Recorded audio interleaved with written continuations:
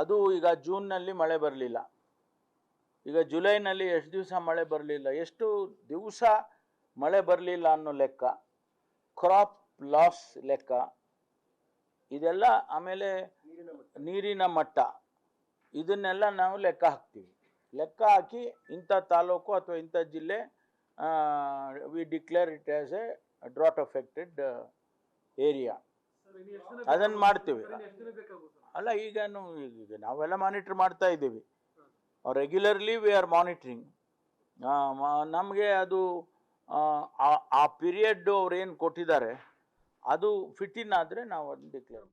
But ಅವರು ಅದೇ ಹಳೆ ಸೇಮ್ ಸ್ಟೈಲಲ್ಲೇ ಮಾತಾಡ್ತಾರೆ ಸರ್. ಬರ ಭಾಳ ಭೀಕರ ಸರ್ ಅದು. ಇದು ಸರ್ಕಾರದ ಗೈಡ್ಲೈನ್ಸ್ಗಳು ನೋಡ್ತೀವಿ, ಕೇಂದ್ರ ಸರ್ಕಾರದ ಇದನ್ನು ನೋಡ್ತೀವಿ, ಹಂಗಲ್ಲ ಸರ್. 70% ಮಳೆ ಕಡಿಮೆ ಬರುತ್ತೆ ಅಂತ ಹೇಳ್ತಾ ಇದ್ದೀರಿ, ಇದು ಭೀಕರ ಬರ. ಲಾಸ್ಟ್ ಟೈಮ್ ಮುಖ್ಯಮಂತ್ರಿ ಆಗಿದ್ದೀನಿ ಮಾತಾಡ್ತಾ ಇದ್ದೋ, ಡಿ ಕೆ ಶಿವಕುಮಾರ್ ಸ್ವೇರಿಂಗ್ ಮಾಡಿದ್ದೀನ, ಕಾಂಗ್ರೆಸ್ ಬಂದರೆ ಬರ ಬರುತ್ತೆ ಅಂತ ಒಂದು ಇದೆ. ಹಿಂದೆ BJP ಆ ಕಾಲದಲ್ಲಿ ಅದನ್ನು ಹಬ್ಸಿದ್ರು, ಆದರೆ ಅದು ಸುಳ್ಳು ಅಂತ ಹೇಳ್ತಾ ಇದ್ದೋ. ನೋಡಿ, ಅದೇನೋ ಕಾಕತಾಳೀಯ ಏನೋ ಮತ್ತೆ ಭೀಕರ ಬರದ ಮುನ್ಸೂಚನೆ ಸಿಗ್ತಾ ಇದೆ ಸರ್. ನಾವು ಹೇಳೋದು ಇದನ್ನು ಬಿಟ್ಬಿಡಿ. ಕೇಂದ್ರ ಸರ್ಕಾರದ ಗೈಡ್ಲೈನ್ಸು, ರಾಜ್ಯ ಸರ್ಕಾರದ ಗೈಡ್ಲೈನ್ಸು, ಇಷ್ಟು ಪೀಡಿತ ಪ್ರದೇಶಗಳಾಗಿ ಘೋಷಣೆ, ಇಷ್ಟು ತಾಲೂಕು ಘೋಷಣೆ, ಕಡೆಗೆ 3 ಕಾಸು ಯಾರಿಗೂ ಸಿಗಲ್ಲ. ಹಿಂದೆ ಸೆಂಟ್ರಲ್ ಗೌರ್ಮೆಂಟ್ ಒಂದು ಸರ್ವೆ ಮಾಡಿದಾಗ ಸರ್, ಲಾಸ್ಟ್ಗೊಬ್ಬನಿಗೆ ಬರ ಪರಿಹಾರ ಎಷ್ಟು ಬಂತಂತೆ ಗೊತ್ತಾ ಸರ್? 5 ರೂಪಾಯಿ ಅಂತೆ. 5 ರೂಪಾಯಿ ಚೆಕ್ ಬರೆದಿದ್ರಂತೆ. ಆ ಚೆಕ್ ರಿಲೀಸ್ ಮಾಡ್ಕೊಳ್ಳೋಕ್ಕೆ 100 ರೂಪಾಯಿ ಖರ್ಚು ಮಾಡಿ ಬ್ಯಾಂಕ್ ಅಕೌಂಟ್ ಮಾಡಿದಂತೆ ರೈತ. ಇದು ಭಾಳ ದೊಡ್ಡ ಸದ್ದಾಗಿ ಆಮೇಲೆ ಅಟ್ಲೀಸ್ಟ್ ಒಂದು 200 ರೂಪಾಯಿ ಏನೋ ಬರೋ ಥರ ಮಾಡಿದರು ಹಿಂದೆ. ಇದು ನಮ್ಮ ರಾಜ್ಯಗಳ ದುರಂತ. ಬರ ಅಂದರೆ ಇದೆಯಲ್ಲ ಸರ್, ಈಗ ನೀವು ಕೂತು ನಿಮ್ಮ ಆಫೀಸರ್ಸ್ಗಳಿಗೆ ವರದಿ ಒಪ್ಪಿಸಿದಾರಲ್ಲ, ಇದು ಕೇಂದ್ರ ಸರ್ಕಾರದ ಗೈಡ್ಲೈನ್ಸ್ ಹೀಗಿರುತ್ತೆ, ಇಷ್ಟು % ಮಳೆ ಬಂದರೆ ಇಷ್ಟು ಬರುತ್ತೆ, ಇದಲ್ಲ, ಇದು ಎಷ್ಟು ಕ್ರಾಪ್ ಸೋಯಿಂಗ್ ಆಗಿದೆ, ಎಷ್ಟು ಈಲ್ಡ್ ಬಂತು, ನೀವು ಲೆಕ್ಕಾಚಾರ ಹಾಕೊಂಡು ಕೂತ್ಕೋತೀರಿ. ಅಲ್ಲಿ ಹಳ್ಳಿಗಳಲ್ಲಿ ಏನಾಗುತ್ತೆ ಅಂತ ಹೇಳಿದ್ರೆ ನಿಮ್ಮ ಕಾನ್ಸ್ಟಿಟ್ಯೂನ್ಸಿಗಳಿಗೆ ಯಾರಿಗಾರು ಫೋನ್ ಮಾಡಿ ಕೇಳಿ, ಆಮೇಲೆ ನಿಮಗೂ ಗೊತ್ತಿರೋದೇ ಅದು ಯಾವ ರೇಂಜಲ್ಲಿ ಆಗುತ್ತೆ, ಯಾರ್ಯಾರು ಹೊಡೆತ ಬೀಳುತ್ತೆ ಅಂತ ಹೇಳಿದ್ರೆ, ಯಾರೋ ದೊಡ್ಡ ಮಟ್ಟದ ಜಮೀನ್ದಾರ ಏನೋ ಮ್ಯಾನೇಜ್ ಮಾಡ್ಕೊಂಡು ಹೊರಟೋಗ್ತಾರೆ, ಅವ್ರಿಗೇನು ತೊಂದರೆ ಆಗಲ್ಲ. ವ್ಯಾಪಾರಿ ವರ್ಗ ಏನೋ ಬ್ಯಾಲೆನ್ಸ್ ಮಾಡ್ತದೆ, ರೇಟ್ ಜಾಸ್ತಿ ಆಗುತ್ತೆ. ಕಡೆಗೆ ಬೀಳೋದು ಈ ಕೃಷಿ ಕಾರ್ಮಿಕರಿಗೆ, ತೀರ ಸಣ್ಣ ರೈತರಿಗೆ ಸರ್ ಭಾಳ ದೊಡ್ಡ ಹೊಡೆತ ಬೀಳುತ್ತೆ ಅವ್ರಿಗೆ. ಅವ್ರೇನು ಮಾಡ್ತಾರೆ ಗೊತ್ತಾ? ದೇವ್ರ ಮೇಲೆ ಭಾರ ಹಾಕಿ ಮೇಲೆ ನೋಡ್ತಾರೆ, ಆಕಾಶ ನೋಡ್ತಾರೆ, ಮಳೆ ಬರಲಿಲ್ಲ, ಸುಮ್ಮನೆ ಕೂತ್ಕೋತಾರೆ. ಸುಮ್ಮನೆ ಕೂತಾಗ ಏನಾಗುತ್ತೆ, ಕತ್ತೆಗಳ ಮದುವೆ ಮಾಡ್ತಾರೆ. ಇಲ್ಲ ಸರ್, ಇವರು ಕತ್ತೆಗಳ ಮದುವೆ ಮಾಡೋರು ಬೇರೆ ಸರ್. ನಾನು ಹೇಳ್ತಾ ಇರೋದು ಅವ್ರಿಗಿಂತ ಕೆಳಗಡೆ ಇರೋ ಜನದ ಬಗ್ಗೆ ಮಾತಾಡ್ತಾ ಇದ್ದೀನಿ. ಅವ್ರೇನು ಮಾಡ್ತಾರೆ, ಮಳೆ ಬರಲಿಲ್ಲ, ಸ್ಟಾರ್ಟಿಂಗ್ ಒಂದು ಸೋಯಿಂಗ್ ಮಾಡಿಬಿಟ್ಟಿರ್ತಾರೆ, ಹೋಯ್ತದು.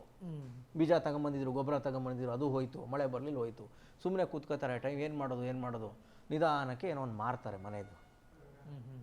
ಜಮೀನು ಮಾರೋಕ್ಕೆ ಶುರು ಮಾಡ್ತಾರೆ ಸರ್.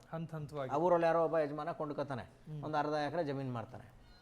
ಮಗಳ ಮದುವೆ ಏನೋ ಇರುತ್ತೆ, ಒಂದು ಹಬ್ಬ ಇರುತ್ತೆ, ಇನ್ನೊಂದು ಜಾತ್ರೆ ಇರುತ್ತೆ, ಮಳೆ ಬರಲ್ಲ.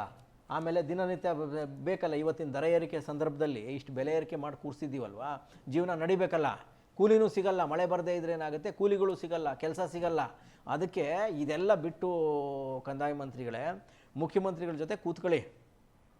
ನಿಮ್ಮ RCಗಳಿದಾರಲ್ಲ, ಆ ಭಾಗದ ಎಲ್ಲ RCಗಳು ನಿಮ್ಮ ಕೆಳಗಡೆ ಬರ್ತಾರಲ್ವ, ರೀಜನಲ್ ಕಮಿಷನರ್ಗಳನ್ನು ತಗೊಂಬಂದು ಕೂರಿಸಿ, ಪ್ರಾದೇಶಿಕ ಆಯುಕ್ತರನ್ನು ಕೂರಿಸ್ಕೊಂಡು ಮುಖ್ಯಮಂತ್ರಿ ಜೊತೆ ಕೂತು, ಇಲ್ಲ 70% ಮಳೆ ಬರಲ್ಲ ಅಂದರೆ ಇದು ಭೀಕರ ಬರದ ಮುನ್ಸೂಚನೆ, ಜನಕ್ಕೆ ತೊಂದರೆ ಆಗುತ್ತೆ, ಏನು ಮಾಡ್ಬೋದು ಅಂತ ಯೋಚನೆ ಮಾಡಿ ಅವ್ರು ಅಡ್ವೈಸ್ ಮಾಡ್ತಾರೆ. ಸಾಧ್ಯ ಆದರೆ ಆ ಸಾಲ ಮನ್ನಾ ಇದೆಯಲ್ಲ, ಸಾಲ ಮನ್ನಾನ ಮಾಡೋಕ್ಕೆ ಯೋಚನೆ ಮಾಡಿ. ಒಂದು ಸ್ವಲ್ಪನಾದ್ರು ಸಾಲ ಮನ್ನಾ ಮಾಡಿದ್ರೆ ಅಟ್ಲೀಸ್ಟ್ ಒಂದು ರೈತರು ಸಣ್ಣ ಪುಟ್ಟ ಜಮೀನು ಉಳ್ಕೊಳ್ಳುತ್ತೆ. ಮನೇಲಿರೋ ಅದು ಇದು ಐಟಮ್ಗಳನ್ನು ಮಾರ್ಬಿಡ್ತಾರೆ. ಸಾಲ ಮನ್ನಾ ಮಾಡ್ಬೋದಾ ಅಂತ ಯೋಚನೆ ಮಾಡಿ. ಎರಡನೇದು, ಈ ಬೋರ್ವೆಲ್ ಸ್ಕೀಮ್ ಇದೆಯಲ್ಲ, ಈ ಹಿಂದುಳಿದ ವರ್ಗದ ಕಲ್ಯಾಣ ಇಲಾಖೆ ಮತ್ತು ನಮ್ಮ SC/ST ನಿಗಮಗಳ ಮೂಲಕ ಬೋರ್ವೆಲ್ ಕೊರೆಯೋ ಕಾರ್ಯಕ್ರಮ ಇದೆ, ಅದನ್ನಾರು ಮಾಡಿಸಿ ಫಸ್ಟು. ಆಮೇಲೆ ಅಗ್ರಿಕಲ್ಚರ್ ಡಿಪಾರ್ಟ್ಮೆಂಟು ಅದು ಏನು ಹೇಳಬೇಕು ಅಂತ ಅರ್ಥ ಆಗ್ತಾ ಇಲ್ಲ. ಕೃಷಿ ಮಂತ್ರಿ ಯಾರು ಬರಲಿಲ್ಲ, ಮುಖ್ಯಮಂತ್ರಿಗಳೇ ಮಾಡ್ತಾ ಇದ್ದಾರೆ, ಅದನ್ನು ನಿರ್ವಹಿಸ್ತಾ ಇದ್ದಾರೆ. ಆ ಕೃಷಿ ಇಲಾಖೆ ಆ ಹಿರಿಯ ತಲೆಗಳನ್ನು ಫಸ್ಟ್ ತೆಗೀರಿ ಸ್ವಾಮಿ ನೀವು. ಇವತ್ತು ಯಾರೋ ಹಿಂಗೆ ಎನ್ಕ್ವೈರಿ ಮಾಡಿದೆ ಸರ್, ನಾನು ನಮ್ಮ ಹಳ್ಳಿಗೆ ಫೋನ್ ಮಾಡಿ ಕೇಳ್ತಾ ಇದ್ದೆ ಏನಾಗ್ತಿದೆ ರೈತರ ಕತೆ ಅಂತ. ಈ ಬಿತ್ತನೆಗೆ ಅಂತ ಕಡಲೆ ಬೀಜ, ಶೇಂಗಾನ ಕೊಡ್ತಾ ಇದ್ದಾರಂತೆ. ಕೊಟ್ಟರೆ ಇಷ್ಟಿಷ್ಟು kg ಅಂತ ಕೊಡ್ತಾರಲ್ವಾ, ಅಲ್ಲಿರೋ ಏಡಿ 50% ಅವ್ರವ್ರುಗಳೇ ಮಾರ್ಕತಾ. ಇಡೀ ಸ್ಟೇಟ್ನ ಸುದ್ದಿ ಇದು, ದುರಂತ. 50% ಅವನೇ ಮಾರ್ಕತಾ ಇದ್ದಾನಂತೆ. ಮಿಕ್ಕ 50% ಆ ಶೇಂಗಾನ ಒಬ್ಬ ರೈತರಿಗೆ 25 kg 30 kg ಬೆಳೆ, ಒಳ್ಳೆ ಬೆಳೆ ಬರ್ತದೆ ಆ ಬೀಜ ಸೋಯಿಂಗ್ ಮಾಡಿದ್ರೆ, ಬಿತ್ತನೆ ಮಾಡಿದ್ರೆ.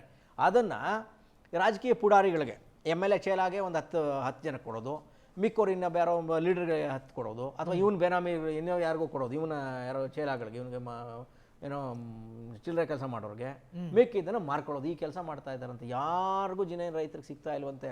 ಫಸ್ಟು ಆ ಗಂಗಾ ಕಲ್ಯಾಣ ಮತ್ತು ಈ SC ST ನಿಗಮಗಳ ಮೂಲಕ ಹಾಕ್ಸೋ ಬೋರ್ಗಳಿದೆಯಲ್ಲ, ಆ ಬೋರ್ ಕೆಲಸಗಳೆಲ್ಲ ಹೋಲ್ಡ್ ಆಗಿದೆ. ಅದನ್ನು ಬೋರ್ ಹಾಕಿಸಿ ಅಟ್ಲೀಸ್ಟ್ ಒಂದು ಒಂದು ಒಂದು ತಾಕ್ಗಾದರೂ ಅವರು ಏನೋ ನೀರು ಬಿಟ್ಕೊಂಡು ಹೆಂಗೋ ಬೆಳಕತ್ತಾರೆ. ಎರಡನೇದು ಈ ನೀರು ಸರ್, ಯಾವುದದು ಏನೋ ನೀರನ್ನು ಉಳಿಸೋಕೆ ಕೃಷಿ ಇಲಾಖೆ ಮಾಡ್ತಾ ಇದೆಯಲ್ಲ, ಅದಕ್ಕೆ ಒಂದು ಜಲಾನಯನ ಇಲಾಖೆ ಅಂತೇನೋ ಮಾಡಿದ್ದೀರಿ. ಅವ್ರು ಏನು ಕೆಲಸ ಮಾಡ್ತಾರೆ ಅಂತ ನೀವು ಮತ್ತು ಮುಖ್ಯಮಂತ್ರಿಗಳಿಬ್ಬರೂ ಕೂತು ಕೇಳಿ. ಅವ್ರು ಕೇಳಿ ಆ ಕೃಷಿ ಹೊಂಡಗಳು ಮಾಡೋದು, ಆ ನೀರು ಬರ್ತದೆ ಅದನ್ನು ಇಟ್ಕೊಳ್ಳಲ್ಲ, ನಾವು ಬಿಟ್ಬಿಡ್ತೀವಿ. ಅದನ್ನೇನು ಮಾಡಬೇಕು ಅಂತ ನೋಡಿ. ಎರಡನೇದು ಈ ಗ್ಯಾರಂಟಿ ಪರಿಷ್ಕರಣೆ ಮಾಡೋಕೆ ಹೊರಟಿದ್ದೀರಲ್ಲ, 70% ಮಳೆ ಬರ್ತಾ ಇಲ್ಲ, ಬರ ಭೀಕರವಾದ ಬರ ಬರ್ತಾ ಇದೆ, ಜನರ ಬಾಯಿಗೆ ಮಣ್ಣು ಹಾಕೊಳ್ಳೋ ಪರಿಸ್ಥಿತಿ ಬಂದಿದೆ. ದಯಮಾಡಿ ಆ ಗ್ಯಾರಂಟಿಗಳನ್ನ ತೀರಾ ನಿಮ್ಮ ಎಕನಾಮಿಕ್ ಅಡ್ವೈಸರ್ಗಳು, ನಿಮ್ಮ ಆರ್ಥಿಕ ಸಲಹೆಕೋರರು ಅವ್ರು ಕೊಡೋ ಮಾತು ಕೇಳಿ ಆ ಬಡವ್ರದ್ದು ಹಳ್ಳಿಗಳದ್ದು ಆ ಗ್ಯಾರಂಟಿಗಳನ್ನೂ ಕಟ್ ಮಾಡಿ, ಒಂದು ಕಡೆ ಮಳೆ ಹೊಡೆತ, ಇನ್ನೊಂದು ಕಡೆ ನಿಮ್ಮ ಹೊಡೆತ, ಆ ಕಡೆ SIR ಹೊಡೆತ, ಏನು ಹೊಡೆತಗಳು ಸರ್. ಕರ್ನಾಟಕ ಜನ ಹೆಂಗೆ ಸರ್ ತಡ್ಕೊಳ್ಳೋದು ನಿಮ್ಮಿಂದ? ದಯಮಾಡಿ ಈ ಥರ ಭಾಷಣಗಳು ಮಾಡೋದು ಬಿಟ್ಟು, ಈ ಥರ ಮೀಟಿಂಗ್ಗಳು ಮಾಡೋದು ಬಿಟ್ಟು, ನಿಜವಾಗಲೂ ಕಟ್ಟ ಕಡೆಯ ವ್ಯಕ್ತಿಗೆ, ಈ ಬರದ ಭೀಕರ ಹೊಡೆತಕ್ಕೆ ನಲಗುವ ಕಟ್ಟ ಕಡೆಯ ವ್ಯಕ್ತಿಗೆ ಏನು ಮಾಡ್ಬೋದು ಅಂತ ಯೋಚನೆ ಮಾಡಿ. ಆ ಬೋರ್ವೆಲ್ಗಳು ಅಷ್ಟೇ ರಾಜಕಾರಣಿಗಳು ಕೊಡೋದನ್ನು ನಿಲ್ಲಿಸಿ, ಲೋಕಲ್ ಪುಡಾರಿಗಳಿಗೆ ಬೋರ್ವೆಲ್ ಹಾಕ್ಸೋದು 3 ಅವನೇ ಹಾಕ್ಸ್ಕೊತಾನೆ. ಅವ್ನು ಪಾಪ ಕಡೆ ಮನೆ ಅವ್ನಿಗೆ ಏನೂ ಇಲ್ಲ, ಆಕಾಶ ನೋಡ್ತಾ ಇರ್ತಾನೆ.